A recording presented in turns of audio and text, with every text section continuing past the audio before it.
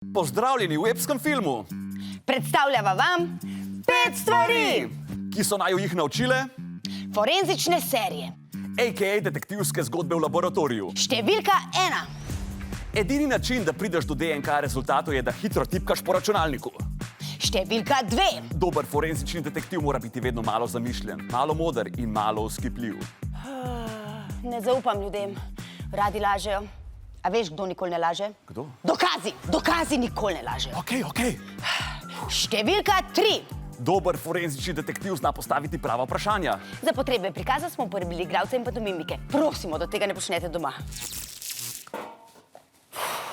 Kaj ste ugotovili? A je mrtev? Ja, mrtev je. Se pravi, ni živ. Ne. Torej je mrtev. Ja, Zakaj ni živ? ker je mrtev. Razumem. Kaj pa je bil vzrok? Odrezana glava. In zato je umrl. Ja, le redki preživijo takšno travmo. Se pravi, je mrtev. Mrtev je. Vedela sem. Prav vedela sem. Imela sem ta občutek. Številka 4. Dober detektiv vedno vpraša, ali je žrtev imela smrtne sovražnike. A je žrtev imela smrtne sovražnike? Glede na to, da mu je nekdo odrezal glavo, bi rekel, da vsaj enega. Vedela sem. Prav vedela sem. Tle not.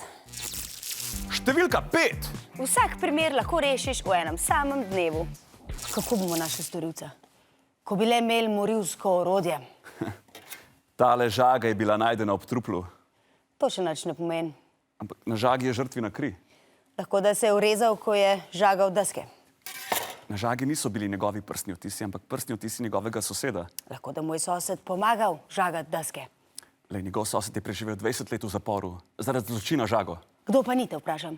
Kdo pa ni? Ob truplu smo našli tole pismo, na katerem piše: jaz, sosed Boris, sem Simonu odžagal glavo. Pa to so samo naključja. Kje so trdni dokazi? Kje? To je bilo 5 stvari. Ki so naju jih naučile, Forenzične serije. a.k.a. detektivske zgodbe v laboratoriju. Kaj pa je tvoj najljubši vonj? Vonj bencina pomešan s švicem. Zanimiv. Pa veš? Napišite v komentarje.